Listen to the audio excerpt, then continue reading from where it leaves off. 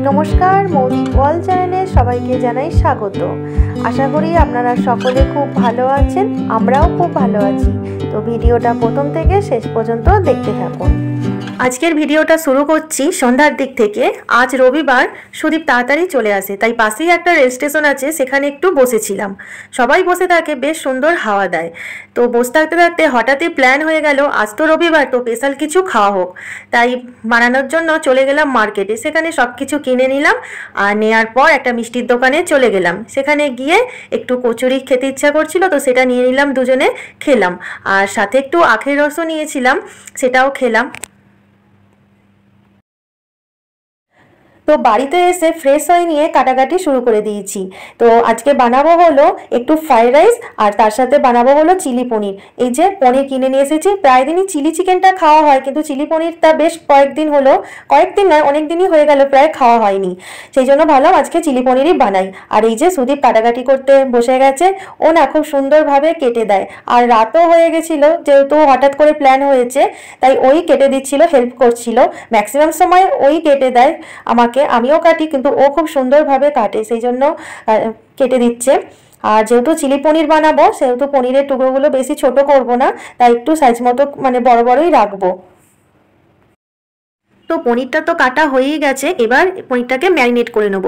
তো ম্যারিনেটের জন্য প্রথমে চিলি পাউডার আর সাদা তেলের মিশ্রণটা দিয়ে দেব, তারপর অল্প করে পেঁয়াজ বাটা, আদা রসুন বাটা দিয়ে দেব, আর সাথে একটু গোলমরিচ। এটা দুটো স্টেপে ম্যারিনেট করলে ভালো হয়, কিন্তু সময় তো হাতে কম আর অনেকটা রাত হয়ে গেছে, তাই আজকে একবারই সব দিয়ে ম্যারিনেট করে নেব। অল্প করে নুন দিলাম আর কর্নফ্লাওয়ার দিয়ে ম্যারিনেট করে বেশ কিছুক্ষণ রেখে দেবো। এটাও খেতে খুব খারাপ হয় না, এইভাবে করলেও ভালো হয়। এরই ফাঁকে ফ্রাইড রাইসের জন্য ভাতটা করে নেব, তাই জলের মধ্যে অল্প করে নুন, সাদা তেল আর বেশ কিছু গরম মশলা দিয়ে দিলাম। বেশি গরম মশলা দিই না, কারণ খাওয়ার সময় মুখে পড়ে তো খুব একটা ভালো লাগে না। জলটা ফুটতে থাক, জানলা দিয়ে বেশ ঠান্ডা হাওয়া দিচ্ছে, তাই বাইরে থেকে একটু ঘুরে আসি। তো বাইরে বেশ ভালোই মেঘ ধরেছে। মেঘের দেখা রোজই পাওয়া যায়, কিন্তু বৃষ্টির দেখাই পাওয়া যায় না। তো জলটা প্রায় ফুটে গেছে, এবার চালটা তুলে দিচ্ছি একে একে। আর চালটা আধ ঘন্টা ভিজিয়ে রেখেছিলাম, তো ভিজিয়ে রাখলে বেশ ভালো হয়। তো চালটা তো সব তুলে দিয়েছি। এখন বাইরে যতই ঠান্ডা হাওয়া দিক না কেন, রান্নাঘর ছেড়ে যাওয়া যাবে না, কারণ ভাত আর তাহলে ভাত থাকবে না, পায়েস হয়ে যাবে। বিরিয়ানি বা রাইস যাই বানানো হোক না কেন, ভাত কিন্তু ঠিক মতো নামাতে হবে। এই বলতে বলতে আমাদের ভাতটা হয়ে গেল। তো এবার নামিয়ে নেব।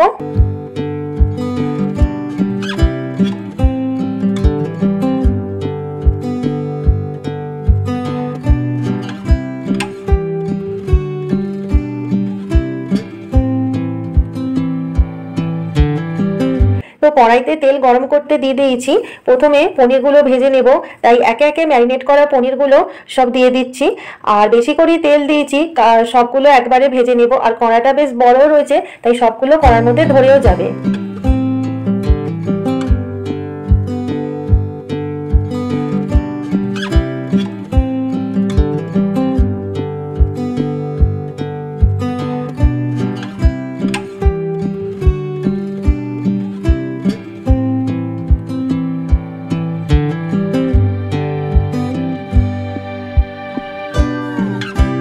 তো এক পিঠটা ভালো করে ভাজা হয়ে গেছে, আরেক পিঠটা ভাজার জন্য পনিরের টুকরোগুলোকে একটু উল্টে পাল্টে দিচ্ছি। তো ভাজা হতে থাক, এরই ফাঁকে চিলি পনিরের জন্য সসটা রেডি করে নিচ্ছি। তো বেশি করে একটু টমেটো সস দিলাম আর অল্প করে একটু সোয়া সস দিলাম।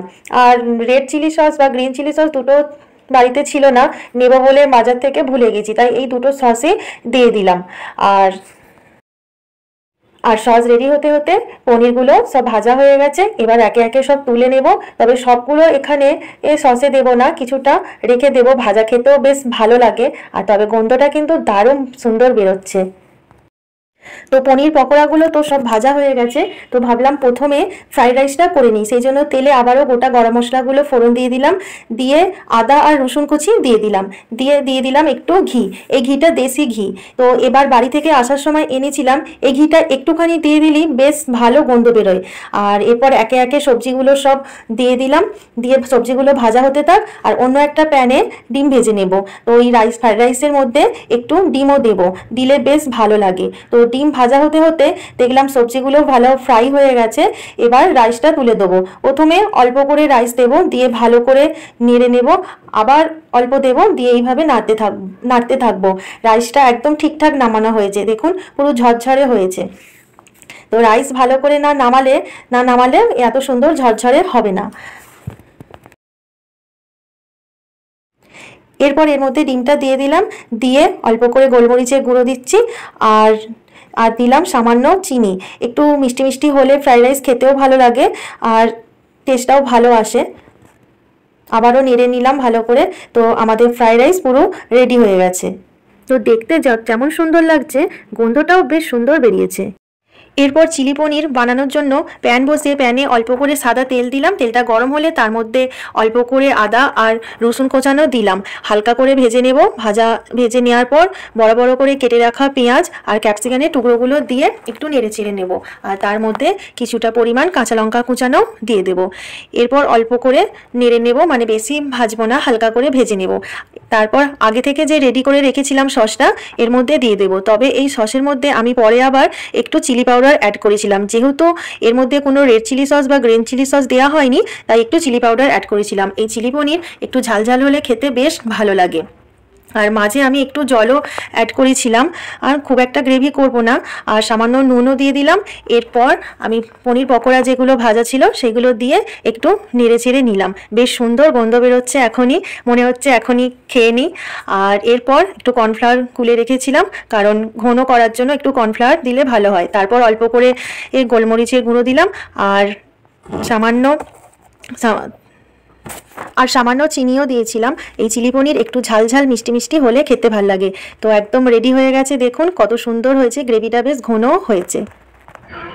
তো রান্না তো কমপ্লিট হয়ে গেছে। এবার একটু পরিষ্কার করে নিচ্ছি গ্যাসটা, তো নোংরা হয়েছে আর কিছু বাসন আছে সেগুলো পরিষ্কার করে নেব। আমার আবার সব কিছু পরিষ্কার না করে ভালো লাগে না, একদম সব গুছিয়ে নিয়ে তারপর খেতে বসবো। কেমন হয়েছে একটু টেস্ট করে দেখি।